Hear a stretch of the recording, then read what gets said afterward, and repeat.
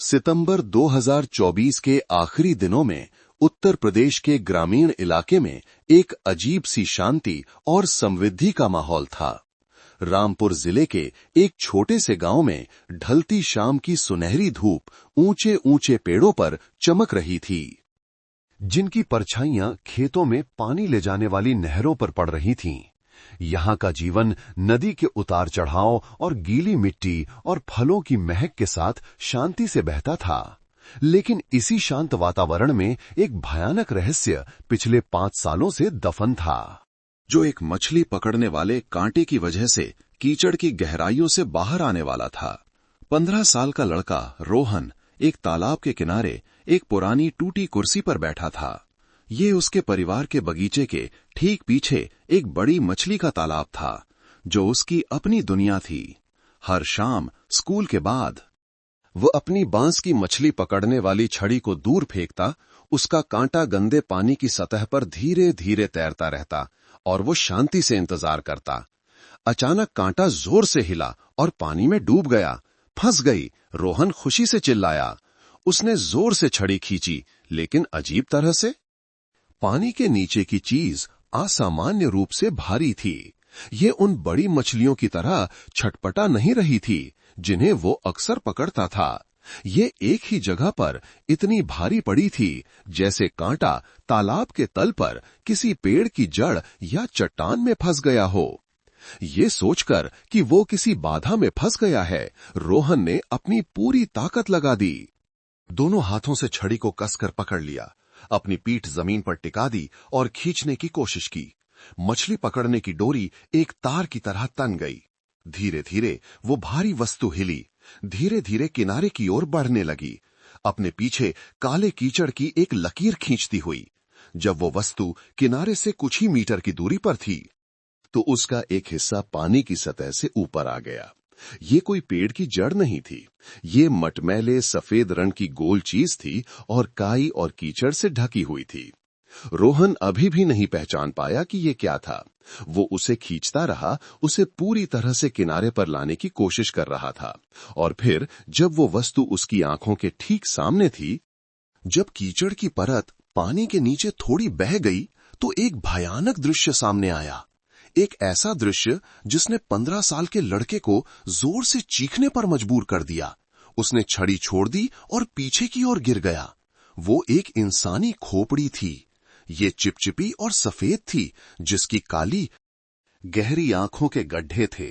और सबसे भयानक बात यह थी कि उसका मछली का कांटा उसकी एक आंख के गड्ढे में फंसा हुआ था, जैसे उसने नरक से किसी शैतान को पकड़ लिया हो।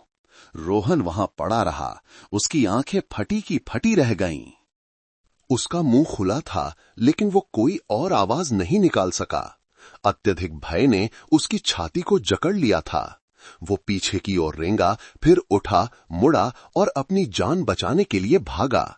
एक बार भी उस राक्षस को देखने की हिम्मत नहीं की, जिसे उसने अभी अभी पकड़ा था। वो ऐसे भागा जैसे पहले कभी नहीं भागा था। बगीचे को पार करते हुए सीधे पास के छोटे से घर की ओर भागा। दादाजी बचाइए, तालाब में शैतान है। रोहन के दादा रामसेवक जी एक 70 साल के बूढ़े किसान, जिनकी त्वचा धूप से सांवली हो गई थी और जिनकी पीठ सालों की मेहनत से झुक गई थी, बरामदे में बैठे बांस की खपच्चियां छील रहे थे। अपने प्यारे पोते को ऐसे दौड़ते हुए देखकर, जिसका चेहरा डर से पीला पड़ गया था, वो जल्दी से खड़े हो गए। क्या हुआ बेटा? इस समय कौन सा भूत प्रेत? तुम क्या कह रहे हो? रोहन और कुछ नहीं कह सका। वो केवल सिसकियां भर सका और तालाब की ओर इशारा कर सका।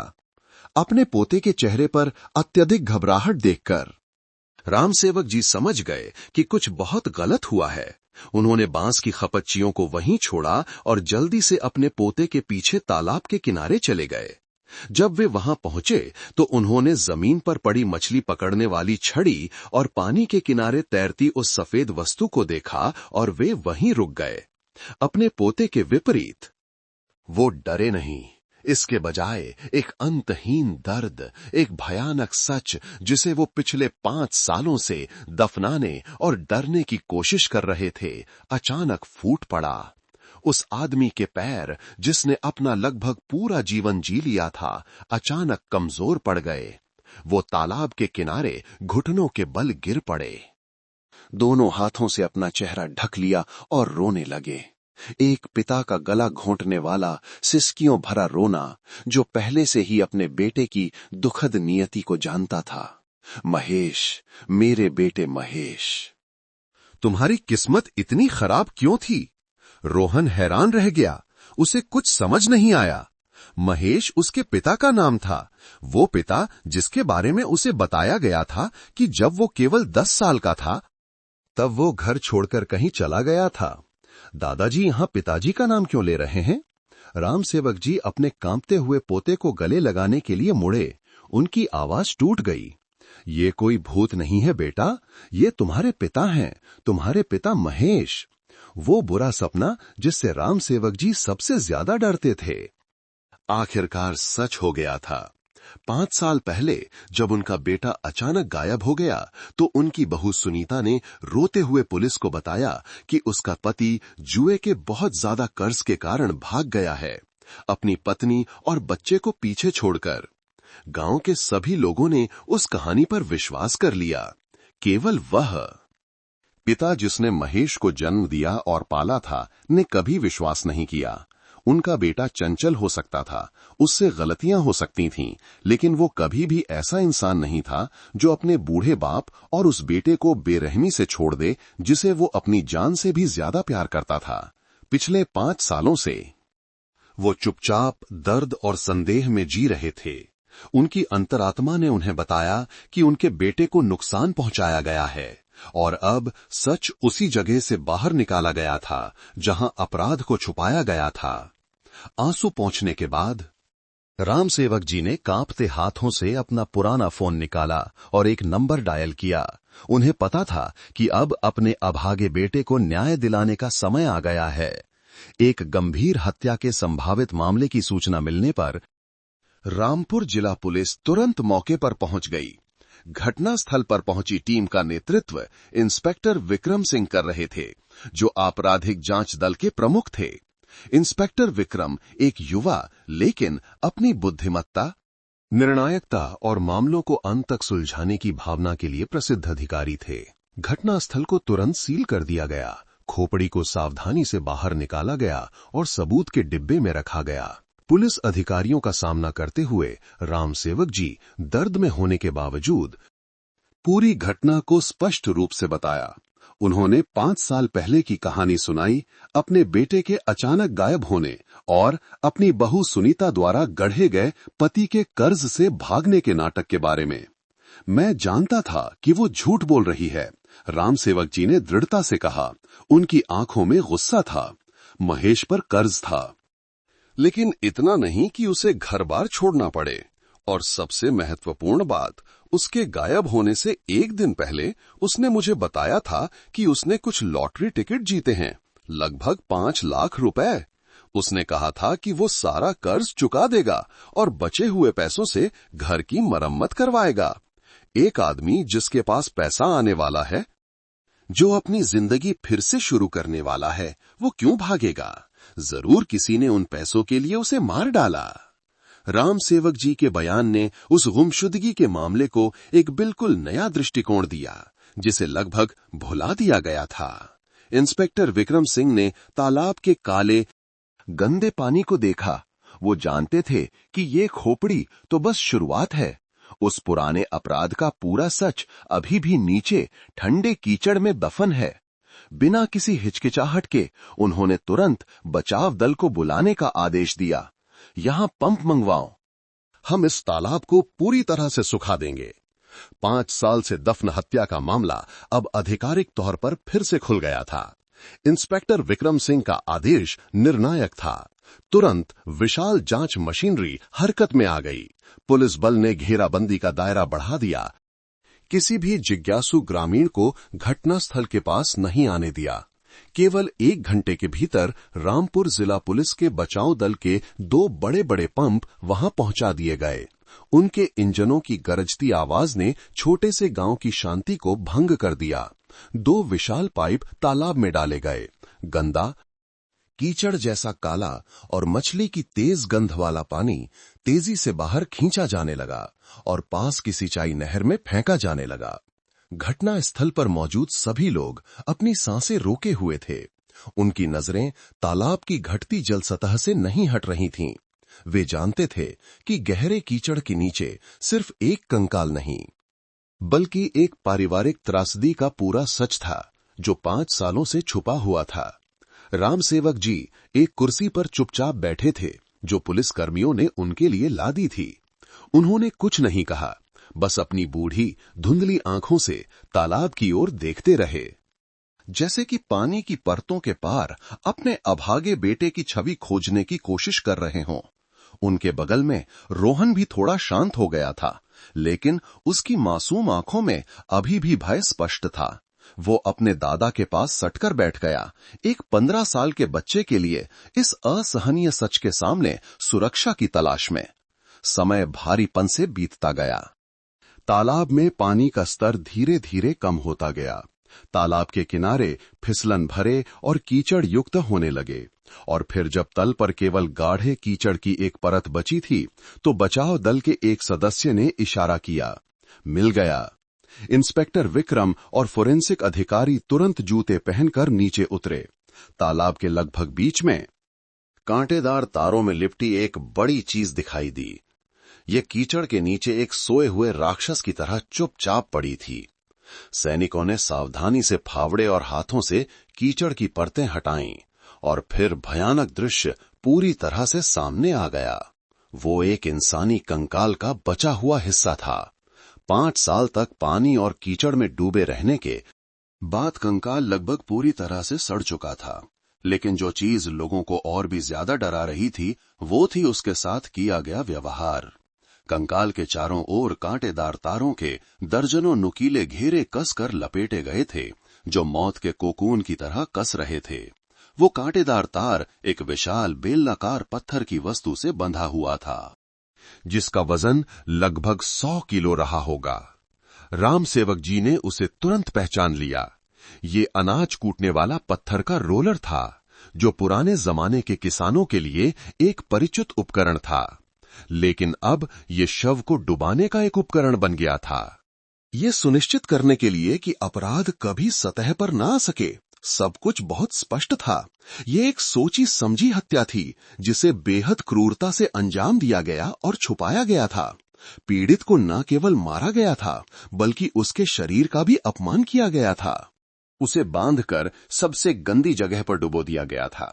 ठीक उसी समय जब अधिकारी सावधानी से जांच कर रहे थे और हड्डियों के टुकड़े इकट्ठा कर रहे थे, गांव के रास्ते से एक महिला घबराई हुई दौड़ती हुई आई। वो सुनीता थी, पीड़ित की पत्नी, रोहन की मां।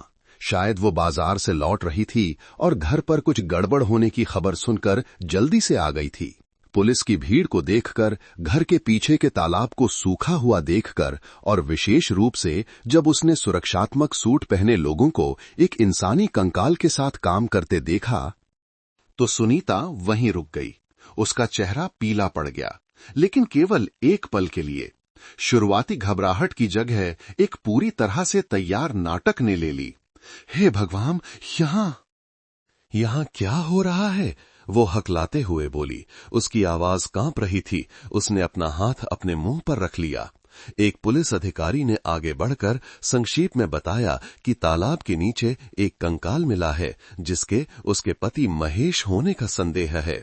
ये सुनते ही सुनीता एक दर्दनाक, दुखद चीख के साथ चिल्लाई, मेरे पति महेश! तुम यहां नीचे कैसे हो सकते हो? हे भगवान! वो बेतहाशा रोने लगी। उसकी आंखें फटी की फटी रह गईं, फिर सफेद हो गईं। उसका शरीर ढीला पड़ गया और वो जमीन पर गिर पड़ी, बेहोश हो गई। एक नाटक जो बहुत ज्यादा निखुत था। आसपास के पड़ोसी, जिन्हें पहले से ही उस पर थोड़ा संदेह था, अब सहानुभूति महसूस करने लगे। वे उसके चारों ओर जमा हो गए। कोई उसे पंखा कर रहा था, कोई तेल मल रहा था, उस बेचारी महिला को होश में लाने की कोशिश कर रहा था। हर कोई सोच रहा था कि उसे ये जानकर बहुत बड़ा सदमा लगा होगा कि उसका पति भागा नहीं था, बल्कि घर के बगीचे के ठीक पीछे बेरहमी से मार दिया गया था। लेकिन जब हर कोई उस दुखद नाटक में उलझा हुआ था, इंस्पेक्टर विक्रम सिंह चुपचाप खड़े होकर देखते रहे। उनकी पैनी नजरें उस बेहोश पड़ी महिला से नहीं हटीं। एक जांचकर्ता के रूप में अपने अनुभव से, जिसने सभी प्रकार के अपराधियों का सामना किया था, उन्होंने उसकी प्रतिक्रिया में कुछ असामान्यताओं को पहचाना। उसका दर्द बहुत बड़ा चढ़ाकर दिखाया जा रहा था। उसका रोना बहुत नाटकीय था और वो बेहोशी वो बिल्कुल सही समय पर हुई थी। ये एक पलायन जैसा था, पुलिस के सवालों और संदेह भरी नजरों का सामना न करने का एक तरीका। पेशेवर अंतर्ज्ञान ने उन्हें बताया कि ये महिला सिर्फ एक पीड़ित नहीं थी। जब सुनीता होश में आई तो वो रोती रही। पिछले 5 सालों में अपनी पीड़ा के बारे में बताती रही। अकेले अपने बेटे की परवरिश करना, व्यर्थ में अपने पति का इंतजार करना, ये कभी नहीं सोचना कि उसके पति के साथ इतनी क्रूरता हुई होगी। उसने रोते हुए महेश के जुए के कर्ज, माफिया द्वारा उसे धमकाए जाने की कहानी दोहराई और जोर देकर कहा कि उन्हीं लोगों ने उसके पति को मारकर सबूत मिटाने के लिए शव को तालाब में फेंक दिया होगा। एक दिन बाद प्रारंभिक डीएनए परीक्षण के परिणामों ने पुष्टि की कि मिला कंकाल महेश का ही है।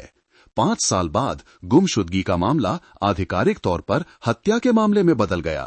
तुरंत एक विशेष जांच दल का गठन किया गया, जिसका नेतृत्व स्वयं इंस्पेक्टर विक्रम सिंह ने किया। प्रारंभिक जानकारी के आधार पर, विशेष रूप से सुनीता द्वारा पिछले 5 सालों से गढ़ी गई आंसू भरी और तर्कसंगत लगने वाली कहानी के आधार पर, जांच दल ने पहली जांच की दिशा तय की। उन्होंने पीड़ित के जुए के कर्ज से संबंधित विवादों पर ध्यान केंद्रित किया। सारा ध्यान इलाके में सूदखोरी के धंधे में एक कुख्यात व्यक्ति पर केंद्रित हो गया, एक गैंगस्टर जिसका उपनाम जग्गा एक आंख था। सुनीता के अनुसार यही वो व्यक्ति था जो महेश के लापता होने से पहले कई बार उसके घर आकर कर्ज चुकाने की धमकी दे चुका था। जांच की दिशा बहुत स्पष्ट लग रही थी, अपराधी लगभग पहचाना जा चुका था। लेकिन इंस्पेक्टर विक्रम उस दिन उस महिला के निखुत नाटक की छवि को अपने दिमाग से नहीं निकाल पा रहे थे। एक अस्पष्ट लेकिन लगातार संदेह कहीं न कहीं एक काले बादल की तरह मंडरा रहा था, जो आने वाले तूफान का संकेत दे रहा था। पीड़ित के कंकाल के मिलने और उसकी पहचान की पुष्टि के साथ जांच आधिकारिक तौर पर अपराधी की तलाश के चरण में प्रवेश कर गई।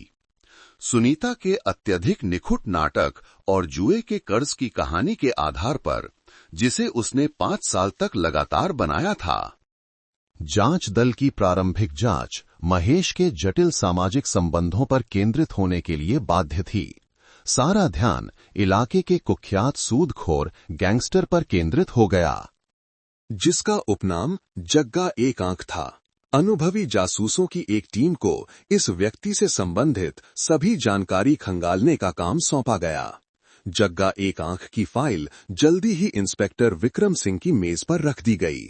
वो सार्वजनिक अव्यवस्था, जानबूझकर चोट पहुंचाने और जुआ आयोजित करने जैसे अपराधों के लिए कई पूर्व दोष सिद्धि वाला व्यक्ति था। उसके अधीन गुंडों का एक गिरोह था जो पैसे के लिए कुछ भी करने को तैयार थे।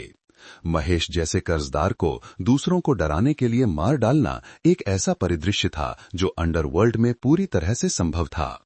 इस प्रक्रिया में एक व्यक्ति सूचना के एक बहुत ही सक्रिय और उत्सुक स्रोत के रूप में उभरा।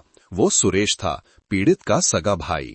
सुरेश अपने भाई की मौत पर बहुत दुखी और अपराधी के प्रति गुस्से में लग रहा था। वो लगभग पुलिस स्टेशन में ही रहता था, जांच दल की मदद के लिए लगातार छोटी से छोटी जानकारी भी प्रदान करता था। सर, सुरेश ने एक बैठक के दौरान कहा। उसका चेहरा गुस्से से भरा हुआ था। ये निश्चित रूप से जग्गा एक आंख है, मैं किसी और के बारे में सोच भी नहीं सकता। उस समय महेश के लापता होने से लगभग 1 हफ्ते पहले मैंने खुद उसे अपने 2 गुंडों के साथ घर आते देखा था। उसने सामान तोड़ा, जोर जोर से गालियां दी और धमकी दी कि अगर 1 महीने के भीतर मूलधन और ब्याज सहित पूरा पैसा नहीं चुकाया तो वो मेरे भाई को इस दुनिया से गायब कर देगा। मेरे भाई और भाभी को उससे माफी मांगने के लिए घुटनों के बल बैठना पड़ा। सुरेश ने अपने भाई के कुछ जुआरी दोस्तों की एक सूची भी प्रदान की, जो अन्य कर्ज वसूली की घटनाओं के गवाह हो सकते थे। सुरेश के उत्साही सहयोग ने शुरू में जांचकर्ताओं का विश्वास जीत लिया। उन्होंने उसे एक महत्वपूर्ण गवाह, एक भाई के रूप में देखा, जो अपने मृत भाई के लिए न्याय के लिए पूरी तरह से समर्पित था। उस जानकारी के आधार पर जांच दल ने पूछताछ के लिए जग्गा एक आंख को बुलाने का फैसला किया। लेकिन इस चालाक गैंगस्टर को ढूंढना आसान नहीं था। कई दिनों की निगरानी के बाद जासूसों ने सीमा क्षेत्र में एक जुए के अड्डे पर उसके ठिकाने का पता लगाया। एक गिरफ्तारी योजना बनाई गई और अंत में जग्गा एक आंख को पुलिस स्टेशन लाया गया। पूछताछ कक्ष में जग्गा एक आंख एक योग्य प्रतिद्वंद्वी साबित हुआ। वो एक ऐसा व्यक्ति था जो कई बार जेल जा चुका था। पुलिस की पूछताछ की तरकीबों से अच्छी तरह वाकिफ था। वो कुर्सी पर पैर फैलाकर बैठा था। उसकी बाईं आंख खराब होने के कारण उसका चेहरा और भी खूंखार लग रहा था। उसका रवैया अहंकारपूर्ण और लापरवाह था। उसने स्वीकार किया कि वो महेश को जानता था और महेश पर उसका काफी पैसा बकाया था। उसने ये भी स्वीकार किया कि उसने कुछ बार अपने आदमियों को उसके घर भेजा था। लेकिन जब उससे 5 साल पहले महेश के लापता होने के बारे में पूछा गया, तो वो बस मुस्कुरा दिया। आपको लगता है कि मैंने उसे मारा है? उसने उपहासपूर्ण लहजे में कहा। वो मेरा कर्जदार था। मेरी सोने का अंडा देने वाली मुर्गी था वो। जिंदा रहता तो मेरे पैसे चुकाने के लिए कमाता रहता। उसे मारकर मुझे क्या मिलता? मेरे तो दोनों हाथों से पैसे जाते। आप लोग किस तरह का काम करते हैं कि इतनी बचकानी बातें सोचते हैं? जब जांचकर्ताओं ने सुरेश के बयानों का हवाला दिया कि उसने महेश को गायब करने की धमकी दी थी, तो जग्गा एक आंख जोर जोर से हंसने लगा। धमकी? इस धंधे में कौन धमकी नहीं देता? अगर धमकी नहीं देंगे तो वे पैसे कैसे उगलेंगे? लेकिन धमकी देना एक बात है और करना दूसरी, खासकर महेश जैसे छोटे मोटे कर्जदार के लिए। उसे मारने से मेरे हाथ गंदे होते। पूछताछ कई घंटों तक चली, लेकिन कोई नतीजा नहीं निकला। जग्गा एक आंख के पास एक काफी ठोस बहाना था। महेश के लापता होने के समय वो एक अन्य सार्वजनिक अव्यवस्था के मामले में 6 महीने की निलंबित सजा काट रहा था और उसे अपने निवास स्थान से बाहर जाने पर रोक थी। उसकी हर हरकत स्थानीय पुलिस की निगरानी में थी। उसके लिए रामपुर आकर इतनी सफाई से हत्या और सबूत मिटाने का काम करना असंभव था। जांच एक बार फिर गतिरोध में पहुंचती दिख रही थी। एकमात्र दिशा, एकमात्र संदिग्ध ढहता हुआ लग रहा था। लेकिन उस गतिरोध के बीच उस गैंगस्टर के शब्दों का एक विवरण अचानक इंस्पेक्टर विक्रम सिंह के दिमाग में कौंध गया। ये कोई बयान नहीं था, बल्कि एक व्यंग्यात्मक टिप्पणी थी जो उसने पूछताछ के लगभग अंत में कही थी। और मैं आपको एक बात बता दूं, उसने कहा था, हम लोग भले ही हत्यारे हों, लेकिन हम जो भी करते हैं दिमाग से करते हैं। किसी को मारकर लाश को उसी के घर के पीछे तालाब में फेंकना, अरे ये तो फिल्मों में बेवकूफ लोग करते हैं। ये बहुत खुला और जोखिम भरा है। क्या होगा अगर किसी दिन उसके बच्चे और पोते मछली पकड़ने के लिए तालाब खाली कर दें?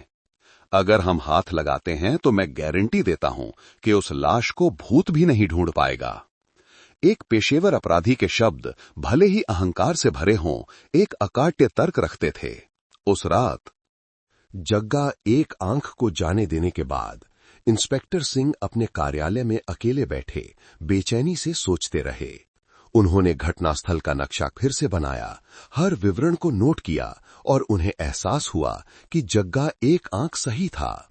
एक पेशेवर गैंगस्टर, एक अनुभवी आपराधिक संगठन कभी भी शव को ठिकाने लगाने का इतना शौकिया और जोखिम भरा तरीका नहीं चुनेगा। वो मछली का तालाब एक बहुत सुविधाजनक, घर के बहुत करीब का घटनास्थल था। पीड़ित के शव को वहां डुबाना केवल किसी ऐसे व्यक्ति द्वारा किया जा सकता था जिसके पास बहुत सारे विकल्प नहीं थे, बहुत समय नहीं था और सबसे महत्वपूर्ण बात, जिसे उस क्षेत्र में आसानी से और बिना किसी संदेह के पूरी पहुंच थी। एक सिहरन पैदा करने वाला निष्कर्ष युवा इंस्पेक्टर की रीढ़ में दौड़ गया। अपराधी कोई बाहरी नहीं, बल्कि घर का ही कोई सदस्य होना चाहिए। जब यह परिकल्पना बनी तो पहले के सभी अस्पष्ट विवरण भयावह रूप से स्पष्ट हो गए। सुनीता का निखुत नाटक, छोटे भाई सुरेश का अत्यधिक उत्साह, सुरेश पुलिस के संदेह को जग्गा एक आंख की ओर इतनी सक्रियता से क्यों निर्देशित कर रहा था? क्या यह उत्साह नहीं था, बल्कि जांच को भटकाने, ध्यान को उन लोगों से हटाने की एक सोची समझी चाल थी जो वास्तव में अंधेरे में थे। जांच की दिशा पूरी तरह से बदल गई थी। जांच दल ने गुप्त रूप से अपना ध्यान दो मुख्य संदिग्धों, पत्नी सुनीता और छोटे भाई सुरेश पर केंद्रित कर दिया। लेकिन उन्हें एक और भी मजबूत दीवार का सामना करना पड़ा। दोनों ही दुखी पीड़ितों के निखुत रूप में दिख रहे थे, और सबसे महत्वपूर्ण बात, उनके पास अपने ही रिश्तेदार को मारने का कोई स्पष्ट मकसद नहीं था। मामला एक बार फिर गतिरोध में पहुंच गया। लेकिन इस बार उस गतिरोध में एक भयानक और सबसे अनैतिक सच छिपा था। जांच एक बार फिर गतिरोध में पहुंच गई, लेकिन इस बार ये एक तनावपूर्ण और घुटन भरा गतिरोध था। जांच दल ने संदिग्धों को घेर लिया था, लेकिन उनके निखुत कवच को भेदने का कोई रास्ता नहीं मिल रहा था। सुनीता अभी भी एक बहुत दुखी पत्नी की भूमिका निभा रही थी, जो हर दिन अपने अभागे पति के लिए धूप अगरबत्ती करती थी। सुरेश अभी भी एक बहुत समर्पित छोटे भाई के रूप में काम कर रहा था, जो अक्सर अपनी भाभी और भतीजे को सांत्वना देने आता था। दोनों ने एक दूसरे के साथ इतनी सहजता से समन्वय किया, एक मजबूत गठबंधन बनाया जिसमें कोई कमी नहीं थी। वे पीड़ित के एकमात्र जीवित रिश्तेदार थे, और वे अपने अपराध के लिए ढाल के रूप में उसी पारिवारिक रिश्ते का फायदा उठा रहे थे। इंस्पेक्टर विक्रम सिंह को लगा जैसे वो घने कोहरे में चल रहे हैं। वो जानते थे कि सच बहुत करीब है, उनकी आंखों के ठीक सामने, लेकिन वो उसे छू नहीं पा रहे थे। उन्होंने कई रातें बिना सोए बिताईं, अपने कार्यालय में अकेले बैठे, फाइल के हर पन्ने को बार बार पढ़ते रहे, हर बयान का विश्लेषण करते रहे। एक विरोधाभास, एक असामान्य विवरण, चाहे वो कितना भी छोटा क्यों न हो, खोजने की कोशिश करते रहे, लेकिन सब व्यर्थ था। दो संदिग्धों द्वारा निभाई जा रही कहानी बहुत निखुत थी, जिसमें तर्क का कोई दोष नहीं था। उनमें मकसद की कमी थी। यही सबसे बड़ी समस्या थी। एक पत्नी और एक छोटा भाई अपने ही रिश्तेदार को इतनी बेरहमी से क्यों मारेंगे? संपत्ति का कोई विवाद नहीं, जमीन का कोई झगड़ा नहीं, सब कुछ बहुत शांत था, और यही झूठी शांति सबसे मजबूत दीवार थी। लगभग गतिरोध में पहुंचने के बीच एक साहसी, लगभग पागल विचार अचानक युवा इंस्पेक्टर के दिमाग में कौंध गया। अगर वर्तमान में कोई सबूत नहीं मिल सकता, तो अतीत में वापस जाकर क्यों न देखा जाए? अपराध को छिपाया जा सकता है, घटना स्थल को साफ किया जा सकता है, लेकिन रिश्ते, भावनाएं, साजिशें जो आदान प्रदान की गईं, वे अभी भी कहीं संग्रहित हो सकती हैं। एक अदृश्य लेकिन वास्तविक जगह, वो साइबर स्पेस है। अगली सुबह इंस्पेक्टर सिंह ने एक आपातकालीन बैठक बुलाई। उन्होंने एक ऐसा प्रस्ताव रखा जो राज्य पुलिस के जांच के इतिहास में अभूतपूर्व था। मेरा सुझाव है, उन्होंने एक दृढ़ आवाज में कहा, हम गृह मंत्रालय के साइबर सुरक्षा और उच्च प्रौद्योगिकी अपराध रोकथाम विभाग से मदद का अनुरोध करेंगे। लक्ष्य 3 फोन नंबरों से पीड़ित के लापता होने से 3 महीने पहले की अवधि के सभी हटाए गए एसएमएस संदेश डेटा को पुनर्प्राप्त करना है। पीड़ित महेश, उसकी पत्नी सुनीता और उसका छोटा भाई सुरेश। उनके प्रस्ताव ने बैठक कक्ष में हलचल मचा दी। एक वरिष्ठ अधिकारी ने संदेह व्यक्त किया, ये अनुरोध लगभग असंभव है सर। डेटा 5 साल पहले हटा दिया गया था। पुनर्प्राप्ति की संभावना लगभग 0 है। इसके अलावा इसके लिए अत्यंत जटिल और महंगी तकनीक की आवश्यकता है। मैं जानता हूं कि यह बहुत मुश्किल है, इंस्पेक्टर सिंह ने दृढ़ता से जवाब दिया, लेकिन ये हमारी एकमात्र उम्मीद है। मुझे दृढ़ विश्वास है कि इन 3 लोगों के बीच वास्तविक संबंध और मामले का मकसद उन हटाए गए संदेशों में निहित है। हमें कोशिश करनी होगी, भले ही 1% उम्मीद हो, हम इसे नजरअंदाज नहीं कर सकते। कमांडर के दृढ़ संकल्प ने सभी को मना लिया। एक तत्काल आधिकारिक पत्र मामले की पूरी फाइल के साथ उसी दिन दिल्ली भेज दिया गया। अगले कुछ दिन तनावपूर्ण इंतजार के थे। जांच दल लगभग कुछ और नहीं कर सकता था। संदिग्धों को सचेत करने से बचने के लिए सभी सार्वजनिक जांच गतिविधियों को अस्थायी रूप से रोकना पड़ा। जासूस केवल दूर से सुनीता और सुरेश की निगरानी करना जारी रख सकते थे। दोनों अपराधी आश्वस्त लग रहे थे कि पुलिस ने जग्गा एक आंख की कहानी पर विश्वास कर लिया है। वे सामान्य रूप से रहते थे, अभी भी निखुत रूप से अभिनय करते थे। सुरेश अभी भी अक्सर अपनी भाभी के घर मदद करने आता था। देखभाल के इशारे, चिंतित नजरें, सब कुछ पड़ोसियों और रोहन के सामने स्वाभाविक रूप से प्रदर्शित किया गया था, लेकिन वे नहीं जानते थे कि अतीत के भूत जगाए जाने वाले हैं। लगभग 2 लंबे हफ्तों के बाद आखिरकार साइबर सुरक्षा विभाग से एक फोन आया। वे सफल हो गए थे। सबसे आधुनिक तकनीकों और पेशेवर तरीकों का उपयोग करके विशेषज्ञों ने 5 साल पहले हटाए गए संदेश डेटा का एक बड़ा हिस्सा पुनर्प्राप्त कर लिया था। एक एन्क्रिप्टेड फाइल जांच दल को भेजी गई थी। पूरी जांच टीम बैठक कक्ष में इकट्ठी हुई। माहौल तनावपूर्ण था। इंस्पेक्टर सिंह ने खुद फाइल खोली। बड़ी स्क्रीन पर हजारों संदेश, लाइनें दिखाई दी, अक्षरों और संख्याओं का एक मिश्रण। राज्य पुलिस की तकनीकी टीम ने अपना काम शुरू किया। बातचीत को डिकोड करना, व्यवस्थित करना और फिर से बनाना। उन्होंने पहले पीड़ित महेश के संदेशों की जांच की। कुछ खास नहीं था, बस काम की बातचीत, दोस्तों को भेजे गए संदेश। लेकिन जब उन्होंने सुनीता और सुरेश के 2 फोन नंबरों से पुनर्प्राप्त डेटा वाली फाइल खोली तो पूरा कमरा एक घातक चुप्पी में डूब गया। सच सामने आ गया था, एक नग्न, विकृत सच जो सभी नैतिक सिद्धांतों के खिलाफ था। सुनीता और सुरेश के बीच सिर्फ भाभी देवर का रिश्ता नहीं था, वे प्रेमी थे। पुनर्प्राप्त संदेशों ने एक अवैध, गुप्त और लंबे समय से चले आ रहे प्रेम संबंध का पर्दाफाश कर दिया। भावुक संदेश, प्यार और याद के शब्द जो हर रात एक दूसरे को भेजे जाते थे। उसी छत के नीचे पति भाई के बिना किसी जानकारी के। मुझे तुम्हारी इतनी याद आ रही है सुरेश कि मैं पागल हो जाऊंगी सुरेश, काश तुम इस समय मेरे पास होते। मुझे भी सुनीता, मैं उसे तुम्हारे साथ देखकर सहन नहीं कर सकता। मैं बस चाहता हूं कि तुम सिर्फ मेरी हो। वे संदेश एक झटका थे, लेकिन जो चीज वास्तव में हत्या के मकसद के लिए निर्णायक सबूत के रूप में काम करती थी, वो अंतिम संदेश थे जो महेश की हत्या से कुछ ही दिन पहले भेजे गए थे। ऐसा लगता था कि उस समय उनका रिश्ता अपनी सहनशीलता की सीमा तक पहुंच गया था। सुनीता की ओर से, मैं इस झूठी जिंदगी को और बर्दाश्त नहीं कर सकती। हर बार जब वो मुझे छूता है तो मुझे घिन आती है। हमें कुछ करना होगा सुरेश। और सुरेश की ओर से, मैं जानता हूं, बस कुछ और समय सब्र करो। मैं एक रास्ता सोच रहा हूं। एक ऐसा रास्ता होगा जिससे हम हमेशा के लिए एक हो सकें, बिना किसी के रोके। और अंतिम संदेश एक सजा की तरह सुनीता की ओर से, मैं और इंतजार नहीं कर सकती। इस कहानी को खत्म करने का कोई तरीका होना चाहिए। तुरंत इस कहानी को खत्म करो। हत्या का मकसद अस्पष्ट हो गया था। महेश एक पति, एक भाई नहीं था, बल्कि एक बाधा था। एक बाधा जिसे हटाना जरूरी था ताकि 2 व्यभिचारी प्रेमी आजादी से एक साथ आ सकें। इंस्पेक्टर विक्रम सिंह ने अपने दोनों हाथों को मुट्ठियों में भींच लिया। उनकी नसों में खून दौड़ने लगा।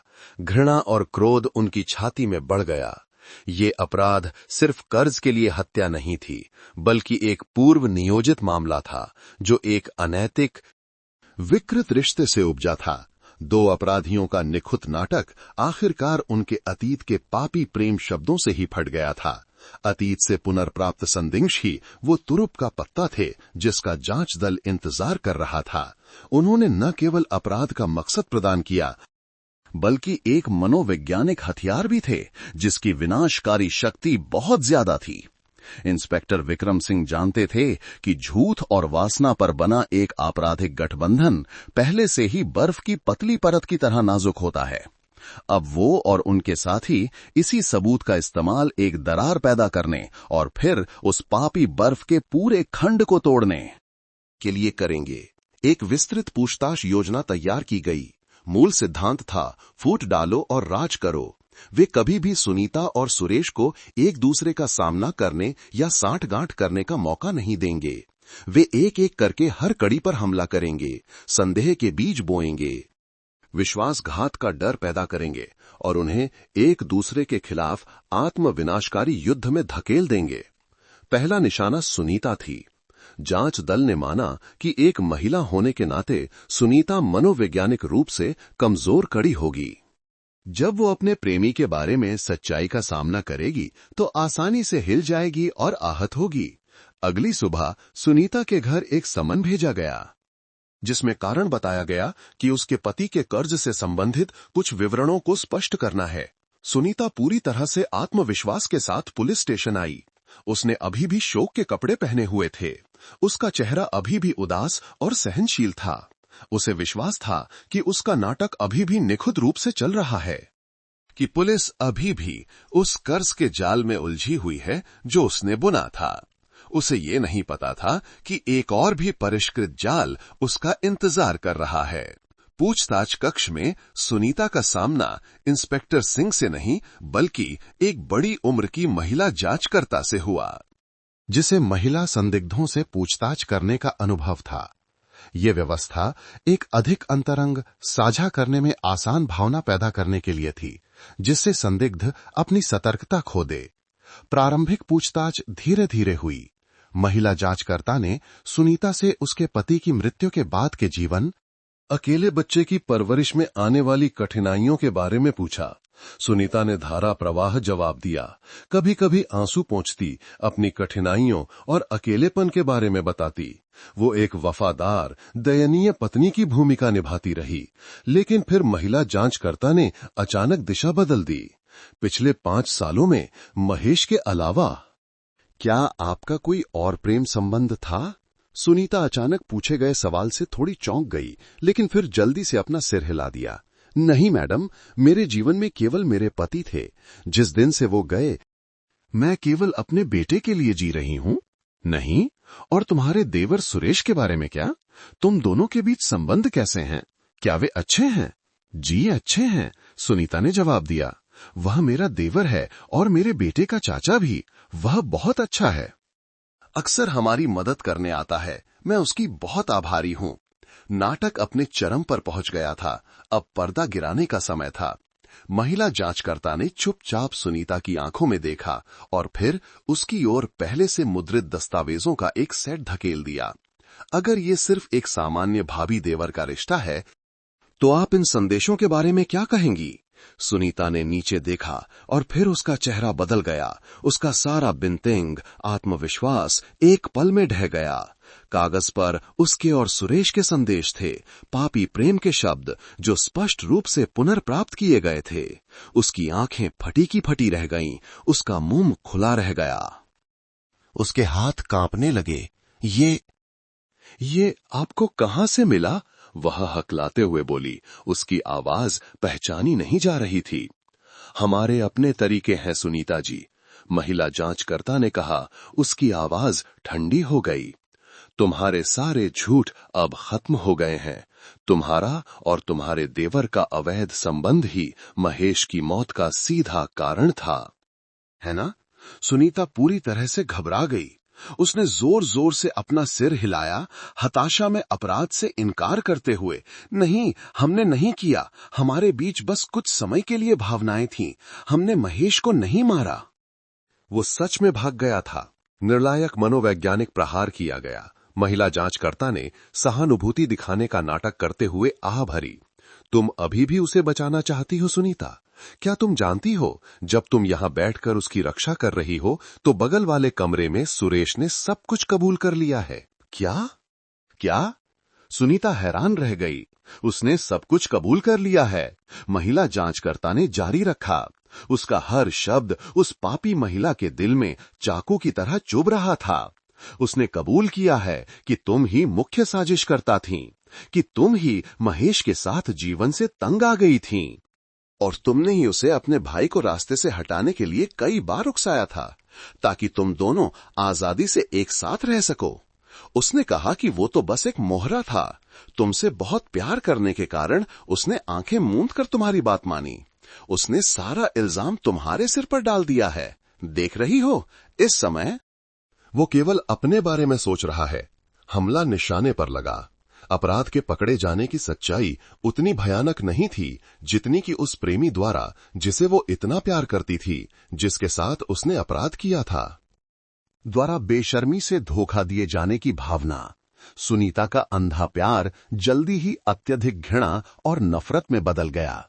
कोने में धकेल दिए जाने पर अकेले अपराध का बोझ उठाने की संभावना का सामना करते हुए उसकी आत्मरक्षा की प्रवृत्ति जाग उठी। हरामखोर कुत्ता!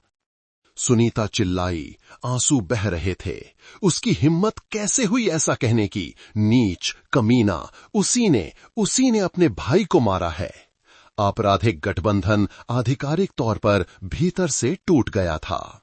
विश्वासघात से पागल होकर सुनीता ने अपना सारा विवेक खो दिया।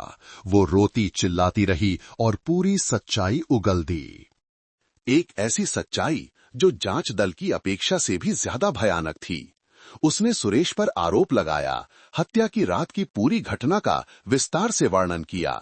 महेश द्वारा उन्हें रंगे हाथों पकड़े जाने से लेकर सुरेश की क्रूर कार्यवाही और बाद में शव को ठिकाने लगाने की योजना तक, उसने सब कुछ केवल एक इच्छा के साथ कबूल किया कि वो उस व्यक्ति को अपने साथ नरक में खींच ले जिसने उसे धोखा दिया था। सुनीता के बयान को पूरी तरह से ऑडियो और वीडियो में रिकॉर्ड कर लिया गया। पहली कड़ी टूट गई थी। जांच दल के पास अब 2 में से 1 अपराधी का कबूलनामा था। सुनीता के आंसू और गुस्से से भरे कबूलनामे को पूरी तरह से रिकॉर्ड कर लिया गया था। जांच दल के पास अब सबसे तेज हथियार था एक अंदरूनी सूत्र का बयान। एक ऐसा चाकू जो दूसरे अपराधी द्वारा पहने गए किसी भी कवच को भेद सकता था। जाल आधा बंद हो चुका था और अब बची हुई बड़ी मछली को पकड़ने का समय था। सुरेश को तुरंत बाद में पुलिस स्टेशन बुलाया गया। फिर भी उसी बहाने से कि अतिरिक्त जानकारी प्रदान करने में मदद करनी है, वो पूरी तरह से आत्मविश्वास के साथ आया, यहां तक कि थोड़ा आत्मसंतुष्ट भी। उसे विश्वास था कि उसकी भटकाने की योजना पूरी तरह से सफल हो गई है, कि पुलिस अभी भी जग्गा एक आंख नामक पहेली में उलझी हुई है। उसने अभी भी एक दुखी छोटे भाई का मुखौटा पहन रखा था जो अपने भाई के लिए न्याय की तलाश में उत्सुक था। उसे ये नहीं पता था कि उसकी प्रेमिका, उसकी सह अपराधी, ने आधिकारिक तौर पर उसे धोखा दे दिया है और एक और भी क्रूर जाल उसका इंतजार कर रहा है। पूछताछ कक्ष में इस बार सुरेश का सामना खुद इंस्पेक्टर विक्रम सिंह से हुआ। वो सीधे मुद्दे पर आए। सुरेश, हमारे पास ये साबित करने के लिए पर्याप्त सबूत हैं कि तुम और सुनीता सीधे तौर पर महेश की मौत से जुड़े हो। तुम्हें कुछ कहना है? सुरेश सीधे हमले से एक पल के लिए चौंक गया, लेकिन फिर जल्दी से खुद को संभाल लिया। वो हंसा, एक तिरस्कारपूर्ण हंसी। आप क्या कह रहे हैं? सबूत? आप अच्छे लोगों पर झूठा आरोप न लगाएं। मैं ही वो व्यक्ति हूं जिसने रिपोर्ट दर्ज कराई, जिसने आपके साथ सबसे ज्यादा सहयोग किया। जब आप अपराधी को नहीं ढूंढ पाए तो आप पीड़ित के परिवार पर ही आरोप लगा रहे हैं। वो बहुत कठोर और जिद्दी लग रहा था। उसने सभी आरोपों से साफ इनकार किया, अपना नाटक जारी रखा। उसे विश्वास था कि जब तक वो कबूल नहीं करता, सुनीता कबूल नहीं करती, तो 5 साल पहले हुए मामले में, जिसमें कोई गवाह नहीं था, पुलिस उनका कुछ नहीं कर सकती। इंस्पेक्टर सिंह बस चुपचाप उसकी आंखों में घूरते रहे। उन्होंने उसे बोलने दिया, उसे अपना चालाक स्वभाव प्रकट करने दिया। जब उसने पर्याप्त अभिनय कर लिया तो उन्होंने धीरे से कहा, तुम अभी भी अपनी प्रेमिका पर इतना विश्वास करते हो, सुरेश? क्या तुम सुनना चाहोगे कि सुनीता ने तुम्हारे बारे में क्या कहा है? सुरेश के जवाब का इंतजार किए बिना इंस्पेक्टर सिंह ने एक जांच अधिकारी को इशारा किया। प्ले की आवाज आई और फिर मेज पर रखे स्पीकर से सुनीता की आवाज साफ साफ सुनाई दी। हरामखोर कुत्ता! उसकी हिम्मत कैसे हुई ऐसा कहने की? नीच कमीना! उसी ने अपने भाई को मारा है। रिकॉर्डिंग चलती रही। सुनीता के पूरे बयान को दोहराती रही, अवैध संबंध के बारे में बताने से लेकर सुरेश पर क्रूरता से हमला करने और ठिकाने लगाने की योजना बनाने का आरोप लगाने तक। सुरेश का चेहरा पत्थर हो गया। उसकी आंखें चौड़ी हो गईं, गुस्से से लाल हो गईं और अविश्वास से भर गईं। उसका आत्मविश्वास, उसकी जिद, सब कुछ गायब हो गया। उसने उस महिला की आवाज सुनी जिसे वो प्यार करता था, जिसके लिए उसने अपने सगे भाई को मार डाला था।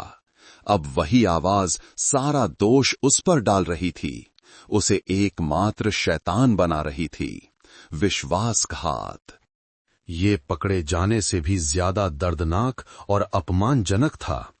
जब रिकॉर्डिंग खत्म हुई तो सुरेश अब चुप नहीं रहा। वो एक घायल जानवर की तरह दहाड़ा, एक दहाड़ जो आक्रोश और घृणा से भरी थी। वो कुतिया। वो चिल्लाया, अपने हथकड़ी लगे दोनों हाथों से मेज पर जोर से मारा। उसकी हिम्मत कैसे हुई ऐसा कहने की? उसी ने मेरे भाई को मारा है। गुस्से ने सारे संयम को तोड़ दिया। अब उसे अपराध से इनकार करने की परवाह नहीं थी। अब उसके दिमाग में केवल एक ही इच्छा थी, उस महिला को अपने साथ मौत के मुंह में खींचना जिसने उसे धोखा दिया था। उसने पागलों की तरह कबूल करना शुरू कर दिया, जैसे कि सुनीता पर उल्टा आरोप लगा रहा हो। और उसी पागलपन में हत्या की रात की पूरी नग्न भयानक सच्चाई सामने आ गई।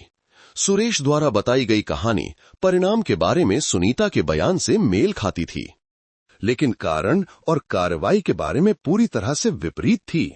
सुरेश के अनुसार उसका और उसकी भाभी का रिश्ता हत्या होने से लगभग 1 साल पहले से चल रहा था। शुरू में ये सिर्फ देखभाल, साझा करने की बात थी, लेकिन फिर आग और भूसे की तरह वे एक दूसरे के प्रति आकर्षित हो गए। वे पतंगों की तरह एक दूसरे में समा गए। सुनीता ही थी जो हमेशा अपने दुखी वैवाहिक जीवन के बारे में शिकायत करती थी। कहती थी कि महेश एक हिंसक, जुआरी पति है जो अपनी पत्नी और बच्चे की परवाह नहीं करता। सुनीता ने ही कई बार एक ऐसे भविष्य का संकेत दिया था जिसमें केवल वे दोनों हों। उस फेटफुल रात महेश घर पर नहीं था। सुरेश अपनी भाभी के कमरे में घुस गया और त्रासदी हो गई। जब वे दोनों एक साथ थे, महेश अप्रत्याशित रूप से जल्दी घर लौट आया। कमरे का दरवाजा खुला। महेश वहां खड़ा था। ये अविश्वसनीय दृश्य देखकर स्तब्ध रह गया। उसकी पत्नी और उसका सगा भाई एक ही बिस्तर पर थे। एक धोखा खाए हुए आदमी का गुस्सा भड़क उठा। महेश सुरेश पर झपटा। 2 भाई एक ही खून के 2 नश्वर दुश्मनों की तरह एक दूसरे से भिड़ गए। महेश, जो ज्यादा ताकतवर था, ने जल्दी ही बढ़त बना ली और अपने छोटे भाई को फर्श पर गिरा दिया। उसी क्षण त्रासदी का फैसला एक तीसरे व्यक्ति ने किया। सुनीता अत्यधिक घबराहट में डर गई कि अगर महेश ने सुरेश को मार डाला या अगर ये बात सामने आ गई तो उसका जीवन बर्बाद हो जाएगा। उस पल वो कुछ और नहीं सोच सकी। वो केवल जानती थी कि उसे महेश को चुप कराना है। उसने चारों ओर देखा और अपनी पहुंच में सबसे भारी वस्तु उठा ली। वो लोहे की एक भारी रॉड थी। बिना किसी हिचकिचाहट के उसने अपनी पूरी ताकत से रॉड घुमाई और अपने पति के सिर के पिछले हिस्से पर वार कर दिया, जो अभी भी अपने भाई के साथ लड़ रहा था। एक सूखी, खटकने वाली आवाज आई। महेश चौंक गया। उसकी आंखों में गुस्सा बुझ गया। उसकी जगह एक हैरान, दर्दनाक भाव ने ले ली। उसने धीरे धीरे अपना सिर घुमाया और उस पत्नी को देखा जिसके साथ उसने इतने साल बिताए थे, और फिर बेजान होकर गिर पड़ा। सुरेश और सुनीता दोनों स्तब्ध रह गए। मौत इतनी अचानक, इतनी अप्रत्याशित रूप से आई, लेकिन घबराहट की जगह जल्दी ही अपराध को छिपाने की गणना ने ले ली। मौत अचानक हुई थी, लेकिन शव को ठिकाने लगाना पूरी तरह से पूर्व नियोजित था। वे जानते थे कि वे शव को घर में नहीं रख सकते, और फिर बगीचे के पीछे का मछली का तालाब एक निखुत विकल्प बन गया। ये सुनिश्चित करने के लिए कि शव कभी सतह पर न आए, सुरेश ने कांटेदार तार और पत्थर के रोलर का उपयोग करने का तरीका सोचा। दोनों ने रात के अंधेरे में एक साथ एक भयानक काम किया। उन्होंने महेश के शव को कांटेदार तार के दर्जनों घेरों में लपेटा और फिर भारी पत्थर के रोलर को तालाब के किनारे तक लुढ़काया। उन्होंने शव को रोलर से बांधा और फिर एक साथ मिलकर उसे गहरे तालाब में धकेल दिया। एक छपाक की आवाज आई और फिर सब कुछ खामोशी में डूब गया। अगले दिन नाटक को पूरा करने के लिए सुनीता पुलिस के पास गई और रोते हुए अपने पति के कर्ज के कारण भाग जाने की कहानी बताई। एक कहानी जो दोनों ने रात में मिलकर गढ़ी थी। दोनों अपराधियों के बयान भले ही एक दूसरे पर दोषारोपण में विरोधाभासी हों, जब एक साथ रखे गए तो एक अक्षम्य अपराध की एक पूरी और पूर्ण तस्वीर बन गई। एक अपराध जो वासना और विश्वासघात से उपजा और एक पारिवारिक त्रासदी में समाप्त हुआ जिसे कभी ठीक नहीं किया जा सकता। सुनीता और सुरेश दोनों के कबूलनामे। भले ही एक दूसरे पर दोषारोपण में विरोधाभासी हों, जब एक साथ रखे गए तो एक भयानक अपराध की एक पूरी और अकाट्य तस्वीर बन गई। जांच आधिकारिक तौर पर समाप्त हो गई, लेकिन इसके झटके दूर दूर तक और हमेशा के लिए महसूस किए जाते रहेंगे। भाभी और देवर के बीच अनैतिक प्रेम संबंध की कहानी, जिसके कारण सगे भाई पति की हत्या हुई, निशांत छोटे से गांव में एक बड़ा सदमा पहुंचाया। लोग विश्वास नहीं कर सकते थे कि एक सामान्य दिखने वाले परिवार के दरवाजे के पीछे इतनी भयानक त्रासदी छिपी हो सकती है।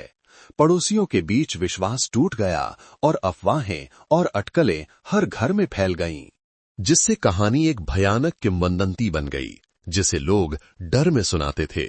कुछ महीने बाद रामपुर जिला न्यायालय ने 2 आरोपियों सुनीता और सुरेश के खिलाफ पहली सुनवाई की। मुकदमे ने जनता का विशेष ध्यान आकर्षित किया। अदालत कक्ष में माहौल घना था, जिसमें क्रोध और दुख दोनों थे। कटघरे में 2 लोग जो कभी भावुक प्रेमी थे, जिन्होंने एक दूसरे के लिए नैतिक सिद्धांतों की अवहेलना की थी, अब एक दूसरे से दूर बैठे थे, एक दूसरे को नश्वर दुश्मन के रूप में देख रहे थे। पूरी सुनवाई के दौरान उन्होंने एक बार भी एक दूसरे को नहीं देखा। सुनीता की नजरें कभी खाली थीं, तो कभी सुरेश को गवाही देते सुनकर नफरत से चमक उठती थीं। सुरेश इसके विपरीत चुपचाप अपना सिर झुकाए हुए था, लेकिन कभी कभी अपनी पूर्व प्रेमिका की ओर तिरस्कार और घृणा से भरी नजर से देखता था। पापी प्रेम मर चुका था। केवल घृणा और खुद को बचाने के लिए एक दूसरे पर दोषारोपण का प्रयास बचा था। मिले कंकाल। फॉरेंसिक रिपोर्ट, पुनर्प्राप्त संदेश और विशेष रूप से 2 विस्तृत कबूलनामों के बहुत मजबूत सबूतों के साथ मुकदमा जल्दी से आगे बढ़ा। अभियोजन पक्ष ने दृढ़ता से साबित किया कि चाहे जिसने भी सीधे तौर पर हमला किया हो, दोनों आरोपी सह अपराधी के रूप में महेश की मौत के लिए समान रूप से जिम्मेदार थे। उनका कार्य केवल एक हत्या नहीं थी, बल्कि पीड़ित के प्रति एक परम विश्वासघात और एक परिवार के सबसे बुनियादी नैतिक मूल्यों का उल्लंघन था। मुकदमे का सबसे दर्दनाक क्षण तब था जब रोहन को गवाह के रूप में बुलाया गया। 15 साल का लड़का, जिसने अनजाने में पूरी त्रासदी को उजागर कर दिया था, अब अदालत में अपनी मां और चाचा का सामना करने के लिए खड़ा था, जिन्होंने उसके पिता को मार डाला था। लड़का बहुत पतला और पीला पड़ गया था। अत्यधिक दर्द और सदमे ने एक बच्चे की सारी मासूमियत छीन ली थी। उसने अदालत के सवालों का धीमी आवाज में जवाब दिया। उसकी नजरें दोनों आरोपियों को सीधे देखने की हिम्मत नहीं कर रही थीं। उसके लिए वे अब मां और चाचा नहीं थे, वे अजनबी थे, राक्षस थे, जिन्होंने उससे सब कुछ छीन लिया था। विचार विमर्श के बाद अदालत ने अपना अंतिम फैसला सुनाया। पीठासीन न्यायाधीश ने एक सख्त आवाज में घोषणा की, आरोपियों का कार्य अत्यंत क्रूर, अमानवीय है, एक अवैध संबंध से उत्पन्न होकर जो नैतिक सिद्धांतों के खिलाफ है। आरोपियों ने बेरहमी से अपने ही पति, सगे भाई की जान ले ली। इतना ही नहीं, आरोपियों ने पीड़ित के शव को भी बर्बरता से ठिकाने लगाया और 5 साल तक एक झूठा नाटक रचा, जिससे बूढ़े पिता और छोटे बच्चे को असहनीय पीड़ा हुई। उस अपराध को एक बहुत ही सख्त सजा से दंडित किया जाना चाहिए। अदालत ने फैसला सुनाया। हत्या के आरोप में, जिसमें क्रूरता और बर्बरता जैसे गंभीर कारक शामिल थे, आरोपी सुनीता और आरोपी सुरेश दोनों को एक ही सजा मिली, आजीवन कारावास। सजा सुनाए जाने पर दोनों आरोपी गिर पड़े। सुनीता जोर जोर से रोने लगी, जबकि सुरेश स्तब्ध बैठा रहा। लेकिन अब बहुत देर हो चुकी थी। जेल के दरवाजे ने उनकी जिंदगी बंद कर दी, लेकिन जो त्रासदी उन्होंने पैदा की, वो बनी रही। मामला बंद हो गया, लेकिन दर्द कभी कम नहीं हुआ। सबसे दर्दनाक और विडंबनापूर्ण त्रासदी उसी व्यक्ति के साथ हुई जिसने अपराध को उजागर किया था। रोहन ने एक दोपहर मछली पकड़ते हुए बहादुरी से सच्चाई की तलाश की, अपने मृत पिता के लिए न्याय दिलाया। लेकिन जो कीमत उसे चुकानी पड़ी वो बहुत ज्यादा थी। उसने अपने पिता को हमेशा के लिए खो दिया, और अब उसने अपनी मां और चाचा को भी कानून के शिकंजे में खो दिया। वो जीवन के बीच में एक अनाथ बच्चा बन गया, जिसे अपने बूढ़े दादा की देखभाल में रहना पड़ा। उस लड़के का भविष्य क्या होगा जब उसे इस भयानक याद के साथ बड़ा होना पड़ेगा कि उसी के मछली पकड़ने वाले कांटे ने उसकी मां और चाचा को जेल पहुंचाया। ये एक भयानक मनोवैज्ञानिक बोझ है, एक ऐसा घाव जो जीवन भर उसके साथ रहेगा। मछली तालाब का मामला हमेशा सबसे दर्दनाक पारिवारिक त्रासदियों में से एक के रूप में याद किया जाएगा। वासना और विश्वासघात के परिणामों पर एक स्पष्ट सबक और एक दर्दनाक प्रमाण कि कभी-कभी न्याय मिलने से शांति नहीं मिलती, बल्कि ये और भी बड़ा दर्द छोड़ जाता है। दोस्तों, आप सब कहां से हमारी ये कहानी सुन रहे हैं, कमेंट में जरूर बताइएगा। आपको ये कहानी कैसी लगी, अपनी राय हमें जरूर दें। मेरी यही कामना है कि आप सब जहां भी रहें, हमेशा सुरक्षित और शांत रहें। अगर आपके पास भी कोई ऐसी ही दिलचस्प कहानी है, तो उसे हमारे साथ साझा करें। हम आपकी कहानी को सभी के सामने लाएंगे।